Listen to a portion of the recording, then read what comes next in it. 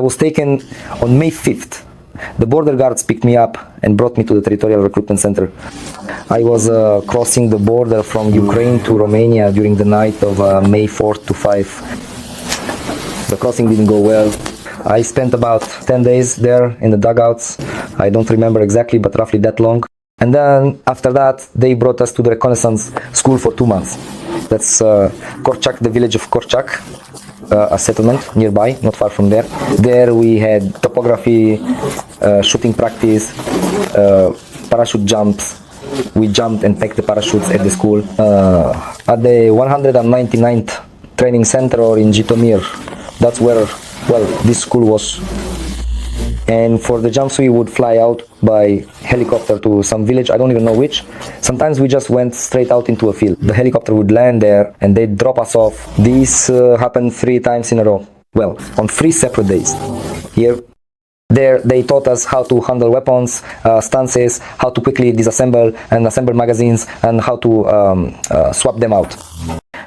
They would talk about how they were going to kill, how they had killed before, because some of them had already fought in the war. Then they told us, that's it, there won't be any more training, and you go into the 82nd Brigade, pack your things, make sure everything is ready. That's it, tomorrow you'll destroy it there. That's it. Yeah, we arrived in Poltava. It was all located near Poltava, in the forest.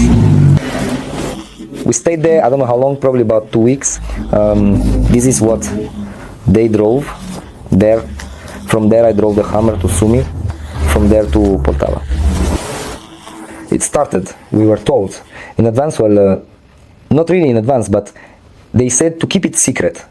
We are preparing you now, and you'll be going abroad on some kind of raid, a raid across the border into Russia. That's it.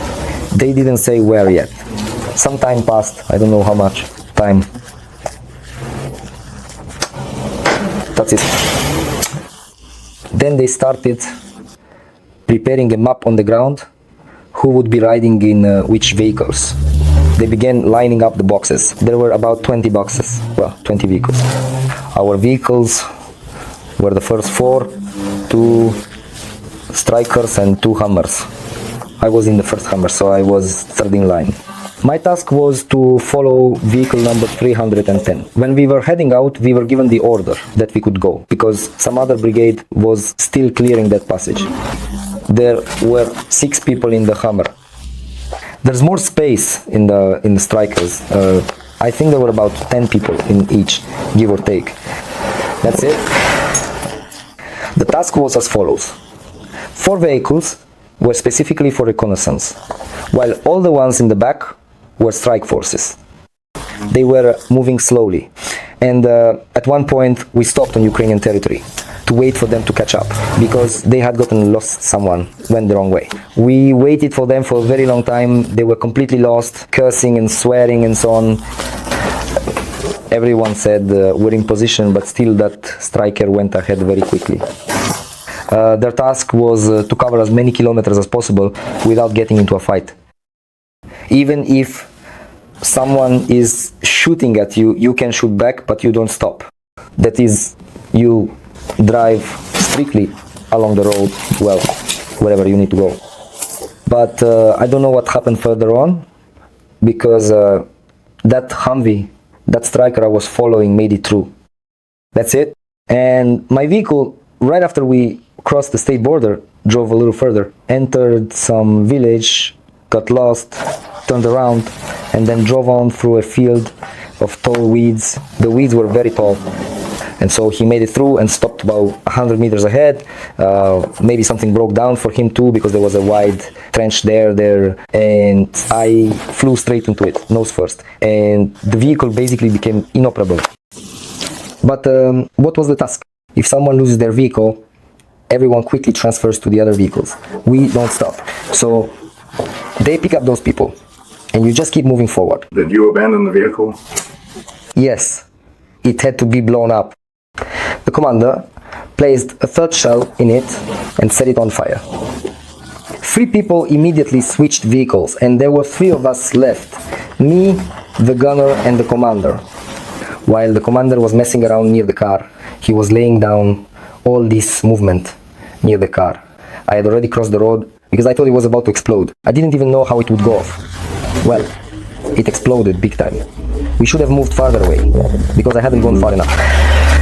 I understood, well, I realized that I was already in Russia, so I started doing what I needed to do. That is, I dropped my gear and started crawling because the fighting had started. Someone was already shooting there and shells were falling from above. A guy with a call sign, fisherman, followed me.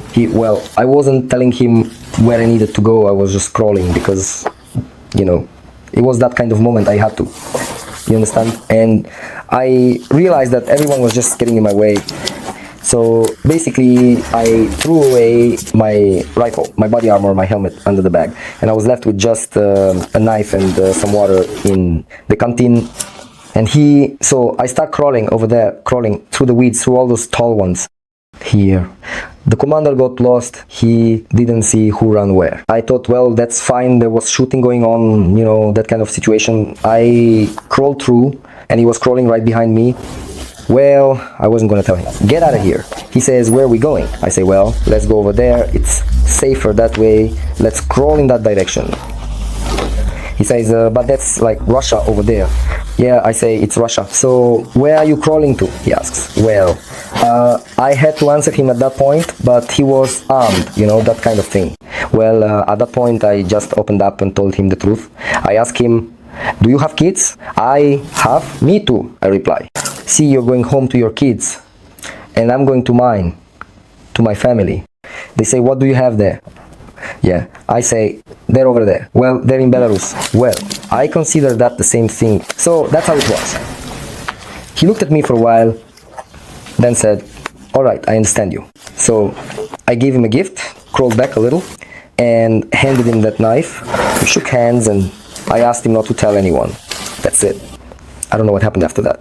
I crawled another 20 meters, crossed a dirt road into a soybean field. It was all planted with soybeans. I went even deeper in there.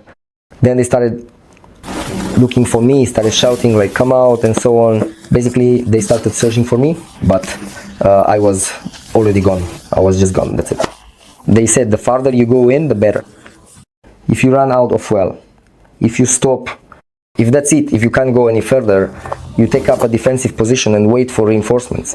The night before the offensive, I can't say exactly, but about 50 people slipped away. They left? Yeah, they slipped away from the PMC. That was at night, and in the morning, 2 more drivers slipped away. And so they said we had to leave at 10, but we ended up leaving around 2 because we couldn't find a driver. Since we needed to find 2 drivers, and they said to find a competent driver because he still needed to learn how to drive the APC, well, to show him how to operate it, that's all. I once came in 2005 to Crimea. That's how they lined us up, I remember. He says, where did you come from? We came from Ukraine. Well, back then all the locals knew that. Everyone there was Russian, in Crimea maybe. Not in Zatoka, but Sevastopol is a purely Russian city. Well, that was back then. And, well, about this war, well, war is always bad, obviously. It means death, you know? But the fact is we have this kind of fascism, and it needs to be eradicated. That's all there is to it. Because it's real. I've seen it myself with my own eyes.